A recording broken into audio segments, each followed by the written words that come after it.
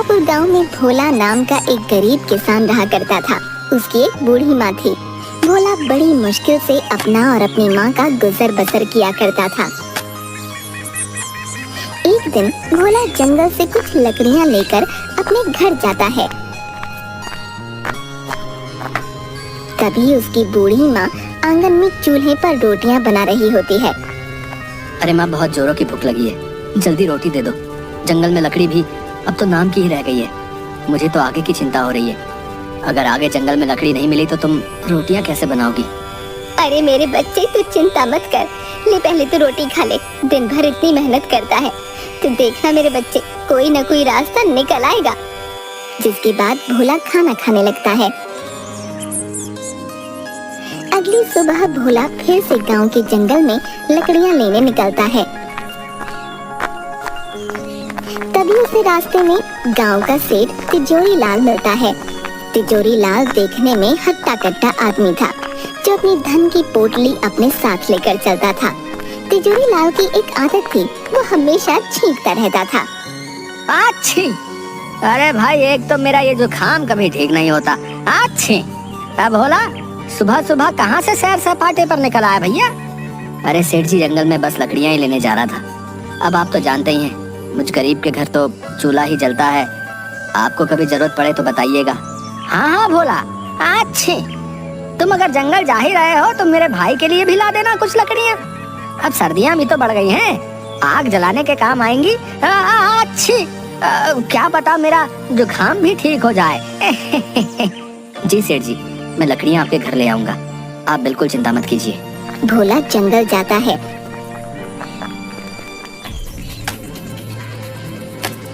और कुछ लकड़ियाँ लेकर सेठ तिजोरी लाल के घर आता है। सेठ भोला को देखते ही, अरे आओ आओ भोला, अच्छी, आओ आओ, आखिर ले ही आए तुम लकड़ियाँ हैं। जी सेठ जी, ले आया, लीजिए, इतनी लकड़ियाँ इस सर्दी में जलाने के लिए काफी हैं। अरे अच्छी, बहुत अच्छा किया तुमने भोला भाई, वाह वाह वाह, अच्छी।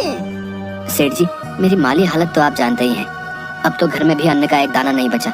मुझे अपनी चिंता नहीं है, लेकिन मेरी बूढ़ी माँ, मैं उसे कैसे भूखा रखूं? आप मुझे कुछ पैसे उधार दे दीजिए ताकि मैं थोड़ा खाने का सामान ले सकूं। मैं आपके पैसे जल्दी ही लौटा दूंगा।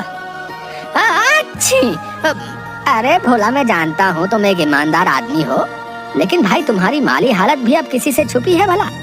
पैसे तो मैं तुम्हें दे दूंगा, लेकिन भैया ब्याज सहित वापस भी लूंगा। हाँ अच्छी, ठीक है सेठ जी, जैसी आपकी इच्छा।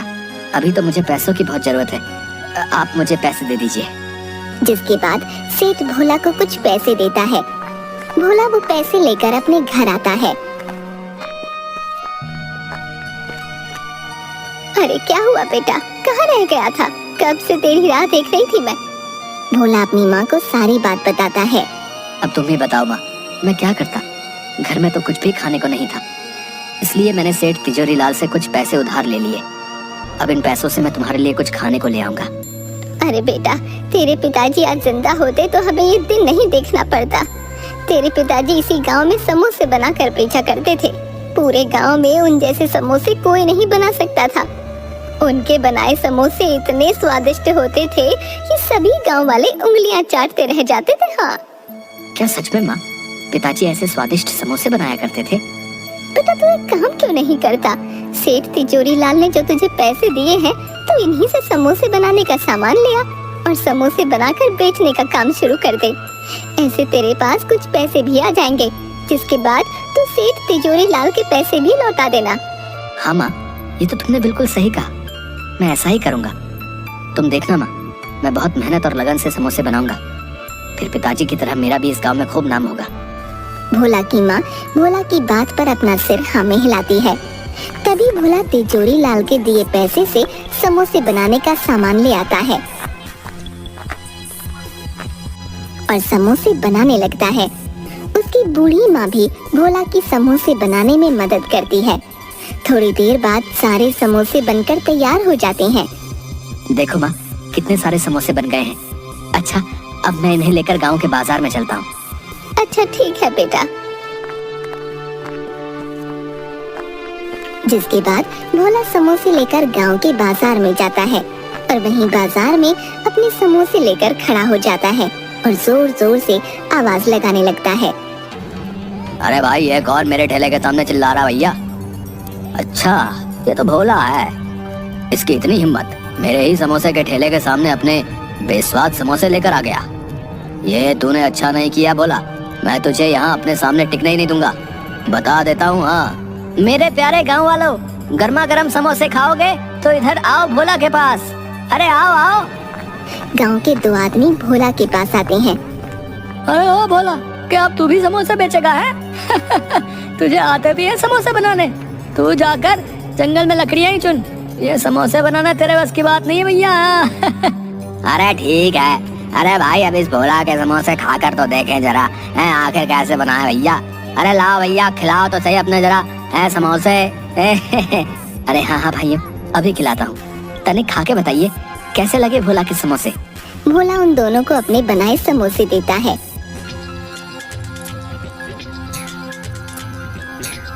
अरे अरे भोला, ये क्या गुड़ गोबर बना दिया है? कुछ डाला भी है अपने समोसे में या नहीं? ना नमक लगता है ना मिर्ची।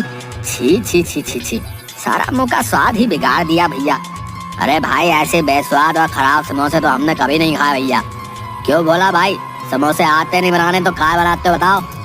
तभी सामने के ठेले से आवाज आती है, जो सामने समोसे बेचने वाले कालू की थी। अरे भाई, यहाँ आओ मेरे ठेले पर।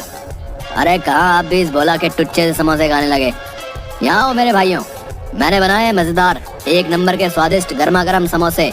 आओ भैया आओ, खाओ खाओ भैया, आ जाओ भैया। तभी दोनों सामने वाले की दुकान पर चले जाते हैं। भोला ये देखकर बहुत दुखी होता है और अपने घर आ जाता है।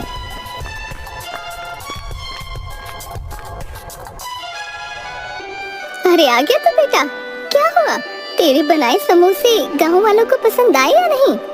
नहीं माँ, गांव वाले बोलते हैं मेरे समोसे में कोई मजा ही नहीं है।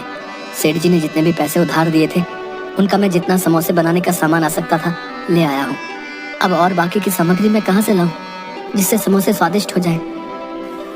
अरे तू चिंता मत कर मेरे बच्चे, तेरी ईमानदारी और मेहनत को देखते हुए भगवान तुझे जरूर कोई अच्छा रास्ता दिखाएंगे। अगली सुबह सेठ तिजोरी लाल अपने कुछ लठैत नौकरों को लेकर भोला के घर आता है। अरे भोला, कहाँ हो? बाहर आओ, मेरे पैसे लेकर बैठ गया है। अच्छी। तभी भोला और उसकी माँ बाहर आते हैं। माफ कर दीजिए सेठ जी, आपसे जो पैसे मैंने उधार लिए थे उनसे मैंने समोसे बनाकर बेचने का काम शुरू किया है, लेकिन मेरे बनाए समोसे किसी ने अभी तक नहीं खरीदे हैं। मालिक, जैसे ही मेरे पास कुछ पैसे आएंगे मैं आपके पैसे लौटा दूंगा। अच्छी। देख भोला, वो सब मैं नहीं जानता हूँ। तेरे बनाए समोसों का क्या भरोसा, कोई खरीदेगा भी या नहीं? मुझे मेरे पैसे ब्याज के साथ चाहिए। हाँ अच्छी, नहीं तो अपना घर दे दे मुझे। जब तेरे पास पैसे होंगे आकर छुड़ा लेना अपना घर, समझा? अच्छी। नहीं नहीं सेठ जी, ऐसा मत कीजिए, मुझ गरीब के पास यही तो एक सहारा है, मैं बूढ़ी माँ को लेकर कहाँ जाऊंगा? नहीं नहीं सेठ जी, ऐसा मत कीजिए। सेठ भोला की एक बात भी नहीं सुनता। अपने साथ लाए नौकरों से भोला के घर का सारा सामान बाहर आंगन में फेंकवा देता है और वहाँ से चला जाता है। भोला और उसकी माँ वहीं घर के आंगन में उदास बैठे रो रहे थे। थोड़ी देर बाद भोला फिर से अपने वही बनाए समोसे लेकर बाजार में जाता है और वहाँ चुपचाप उदास मन से किसी के उसके बनाए समोसे खरीदने का इंतजार करने लगता है। तभी एक बूढ़ा आदमी भोला के सामने समोसे के ठेले पर जाता है। बेटा, मैं कई दिन से भूखा हूँ, अभी एक लंबी यात्रा से लौटा हूँ, मुझे कुछ खाने को दे दो, भगवान की तुझ पर कृपा होगी बेटा। अरे ओ बुड्ढे, क्यों खामखा मेरा टाइम खोटी कर रहा है? देख नहीं रहा कितनी भीड़ हो रही है? जा यहाँ से, बाद में आना, चल जा यहाँ से। पता नहीं कहाँ से आ जाते हैं। बूढ़ा आदमी कालू की ऐसी बातें सुनकर बहुत दुखी मन से वहाँ से भोला के पास आता है। बेटा, तुम ही कुछ खाने को दे दो, जोरों की भूख लगी है, मेरे पास पैसे तो नहीं है, कुछ खाने को दे सको तो दे दो बेटा। अरे हाँ हाँ, क्यों नहीं बाबा जी, मुझे आपसे कोई पैसे नहीं चाहिए, रुकिए, मैं आपको अपने बनाए समोसे खिलाता हूँ। कोई मेरे बनाए समोसे तो लेता नहीं है, क्योंकि ये स्वादिष्ट जो नहीं है, इसलिए आप ही इन्हें खाकर अपनी भूख मिटा लीजिए। जिसके बाद भोला उस बूढ़े आदमी को समोसे देता है। बूढ़ा आदमी समोसे खाने के बाद, अरे वाह वाह बेटा, तुम्हारा बहुत बहुत धन्यवाद। समोसे खाकर मेरी आत्मा तृप्त हो गई। वाह वाह, बड़ा स्वाद था तेरे बनाए समोसे में। क्या सच में आप सच बोल रहे हैं? क्या मेरे बनाए समोसे इतने स्वादिष्ट हैं बाबा? अरे हाँ हाँ बेटा, अगर तुझे मेरी बातों का यकीन नहीं आता तो खुद ही चक्कर देख ले। तभी भोला अपना बनाया एक समोसा उठाता है और खाने लगता है। समोसा खाने के बाद, अरे हाँ बाबा जी, ये तो सच में बहुत स्वादिष्ट है। लेकिन बाबा, मैंने तो इनमें ऐसा कुछ भी नहीं मिलाया था जिससे ये इतने स्वादिष्ट और मजेदार हो जाए। ये कैसे हुआ बाबा? बेटा, ये सब तुम्हारे ही सच्चे हृदय की वजह से हुआ है। तुमने इतनी मुश्किल में रखकर भी मेरी मदद की। तेरे बनाए समोसे की वजह से मेरी भूख शांत हुई। मेरे लिए इस संसार में सबसे स्वादिष्ट समोसे हैं बेटा। इस गांव में तेरे बनाए समोसे सबको स्वादिष्ट और मजेदार लगे, इसके लिए मैं तुम्हें एक जादुई जड़ी बूटी देता हूँ। तुम जब भी समोसे बनाओगे तो इस जादुई जड़ी बूटी को अपने समोसों में मिला देना, जिसके बाद सभी गांव वालों को बस तुम्हारे ही बनाए समोसे पसंद आएंगे। लेकिन बेटा ध्यान रखना, जब भी ये जड़ी बूटी किसी लालची आदमी के हाथ में जाएगी तो इसका उल्टा असर हो जाएगा। ये जड़ी बूटी कभी भी उसका भला नहीं करेगी बेटा। इसके बाद वो बूढ़ा आदमी वहाँ से गायब हो जाता है। आपका बहुत बहुत धन्यवाद बाबा, मैं आपकी ये बात ध्यान रखूंगा। तभी भोला अपने घर जाता है और अपनी बूढ़ी माँ को सारी बात बताता है और दोनों आंगन में ही चूल्हे पर फिर से समोसे बनाने लगते हैं। भोला फिर से समोसे लेकर गांव के बाजार में जाता है और बाबा की दी हुई जड़ी बूटी समोसों में मिलाता है। जड़ी बूटी मिलाते ही भोला के सारे बनाए समोसों में से बहुत ही अच्छी खुशबू आने लगती है। तभी गांव के कुछ लोग भोला के पास आते हैं। अरे ओ भाई ओ, जरा अपने बनाए समोसे तो खिलाओ, खुशबू तो बड़ी अच्छी आ रही है। चलो चलो खिलाओ खिलाओ, हमसे तो रुका नहीं जा रहा भैया। जल्दी भाई जल्दी है। हाँ हाँ भाइयों, क्यों नहीं, ये लीजिए, अभी देता हूँ मेरे बनाए समोसे। भोला उन सबको समोसे देता है। सभी समोसे खाने लगते हैं। अरे भाई क्या डाला है रे, वाह, बड़े ही स्वाद भरे हैं भैया तेरे बनाए समोसे। वाह वाह भैया, मजा आ गया। अरे सच में भोला भाई, ऐसे समोसे तो हमने कभी भी नहीं खाए भैया। अरे भाई मौज कर दी मौज। अरे भैया जरा 10 समोसे मेरे घर के लिए भी बांध देना भैया। हाँ, बहुत ही बढ़िया, बहुत ही मजेदार भैया, मजा आ गया भाई, मजा आ गया, वाह वाह वाह। थोड़ी ही देर में भोला के समोसों की खुशबू पूरे बाजार में फैल जाती है और देखते ही देखते भोला की दुकान पर भीड़ लग जाती है। भोला के सारे समोसे बिक जाते हैं।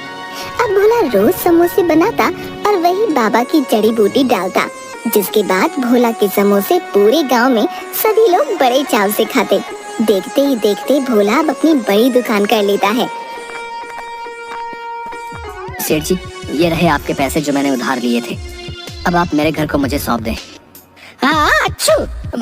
भोला क्या बात है भाई?